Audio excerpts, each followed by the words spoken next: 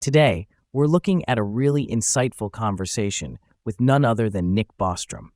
If you're not familiar, Bostrom is a philosopher who's been thinking deeply about artificial intelligence, existential risk, and the future of humanity for decades, way before it was the hot topic it is today. I got my hands on a recent interview, and there are some seriously thought-provoking ideas in there. Let's kick off with something that always gets people talking: timelines. Just how far away are we from transformative AI or even superintelligence?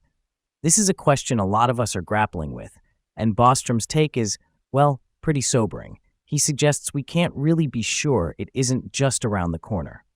Well, progress has been rapid. I think we are now in a position where we can't be confident that it couldn't happen within some very short time frame, like a year or two. I mean, it could sort of happen at any time, theoretically. Like if somebody in some lab gets just some key insight that makes a big unlock, like if it turns out that all these current big models and reasoning models we're training, if there's like one thing we've all been doing wrong and somebody figures out that, like maybe that would be enough. Like, I think more likely it will take a bit longer, but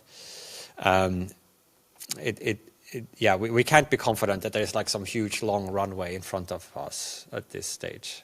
We can't be confident that it couldn't happen within some very short time frame, like a year or two. That line right there is a big one, and it's definitely caught some attention. He's not saying it will happen in a year or two, but that the possibility is real enough that we can't dismiss it.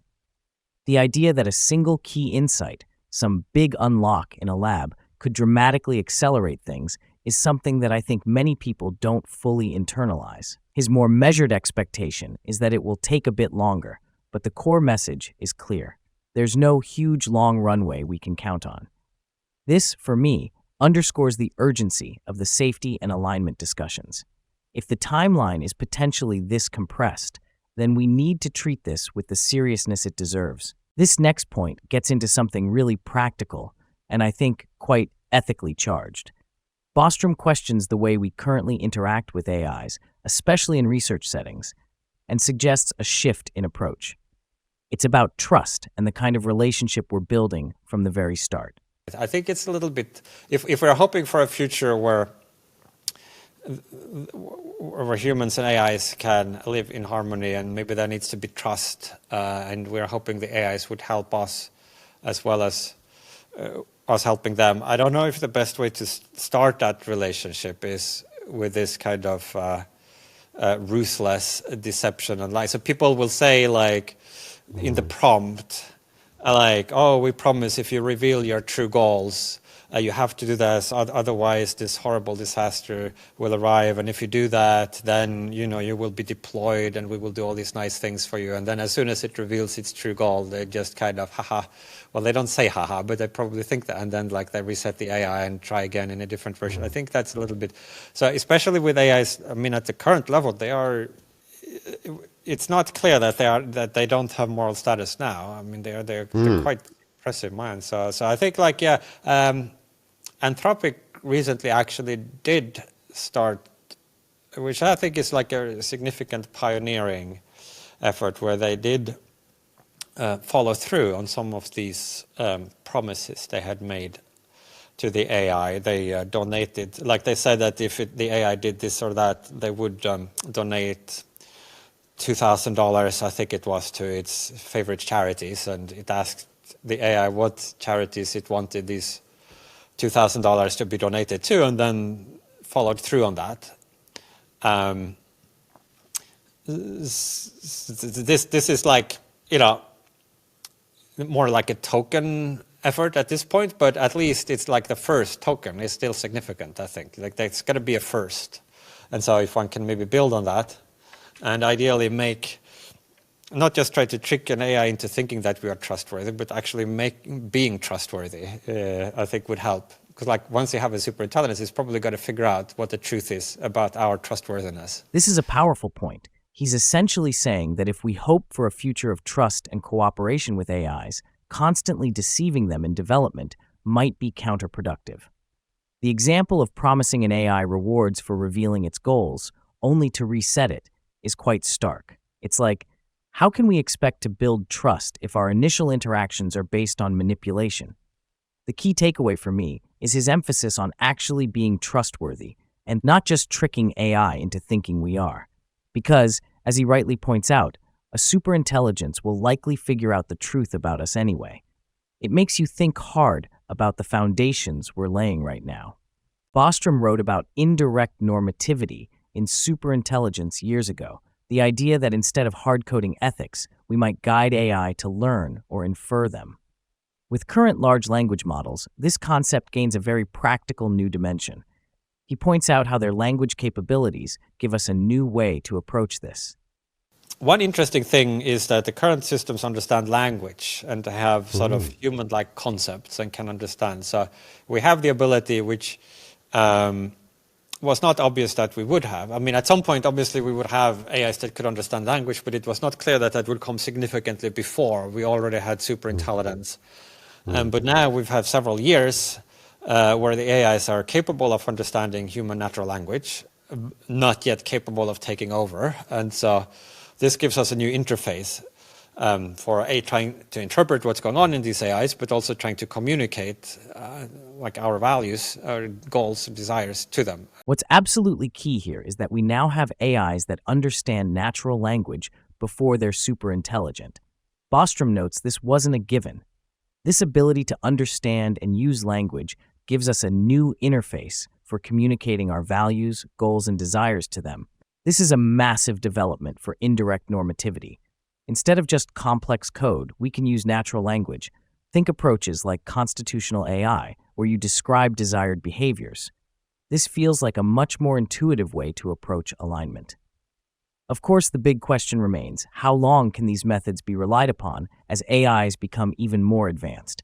But for now, it's a powerful tool.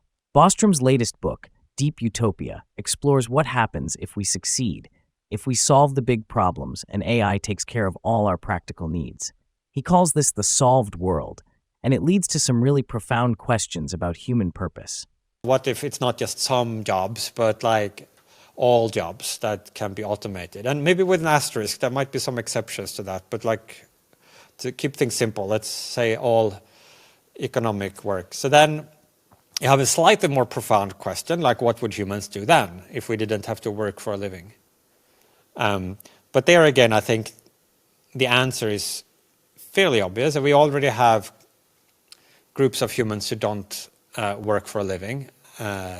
Take young children, for instance, who are economically completely useless and nevertheless seem in many cases to have great lives, maybe better lives than grown-ups. They spend their days playing with their friends and, making up games and learning. And so then maybe that would be the lot of all of us in this scenario where we didn't have to work for a living. I think it's true that there would be a fairly significant readjustment required for that, of culture, of the education system. Like rather than training kids to become productive office workers where they sit at their desk and receive assignments that are graded, like this would make no sense. You could instead educate people to have a great life, to cultivate hobbies and appreciation for beauty and nature and conversational skills and, physical wellness and all of these other things. But I think that could be done. And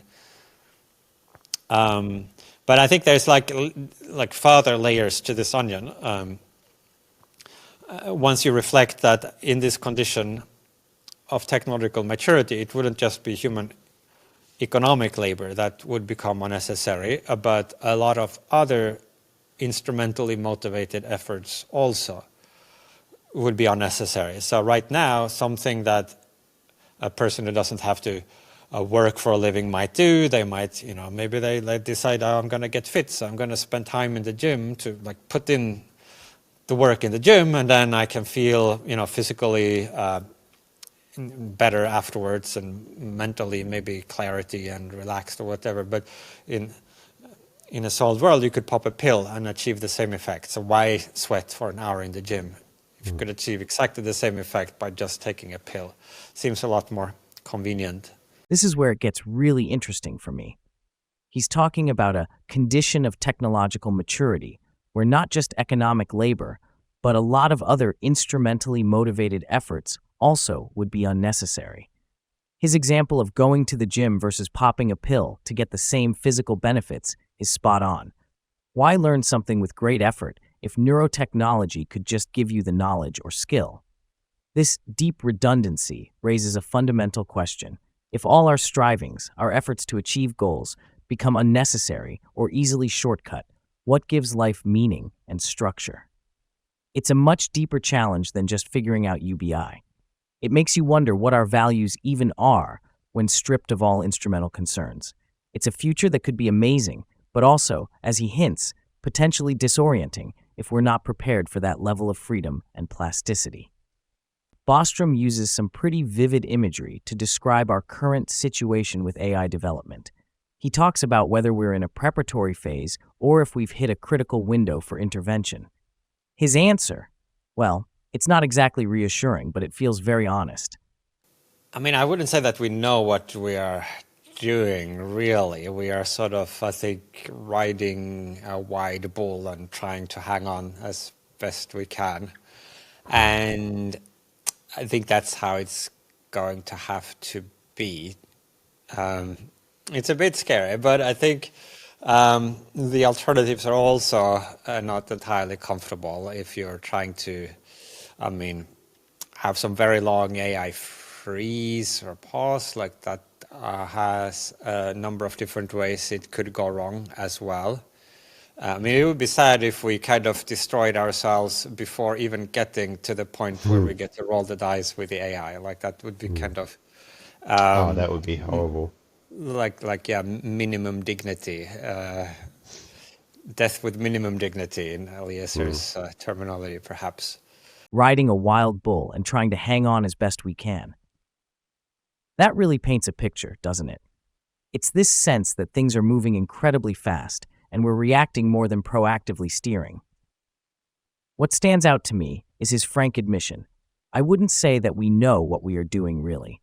That's a heavy statement from someone who's dedicated his life to this.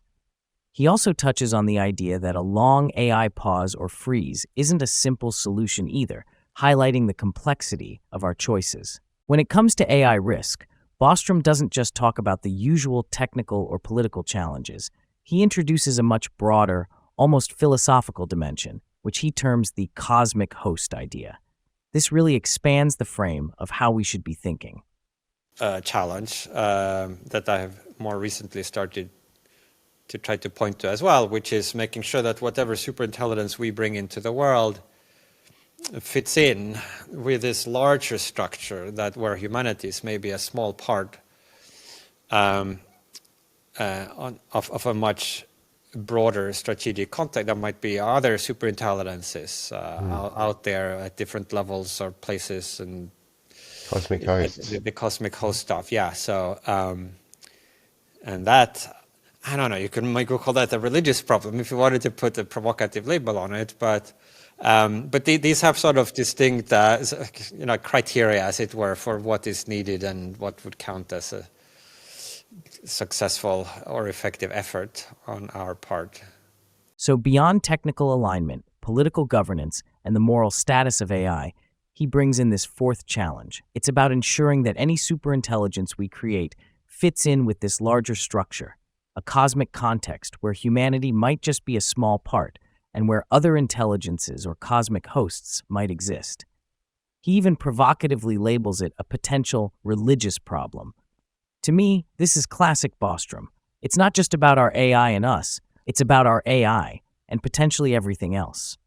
This implies a need for a different kind of humility and a much broader perspective than just optimizing for our immediate human desires. It's a really profound layer to add to the already complex AI safety considerations. So that's a look at some of the really compelling ideas from this Nick Bostrom interview. What's clear to me is that he's constantly pushing us to think bigger, deeper, and more long-term about AI and our future. It's not just about the tech, it's about our values, our place in the universe, and what a truly good future could even look like.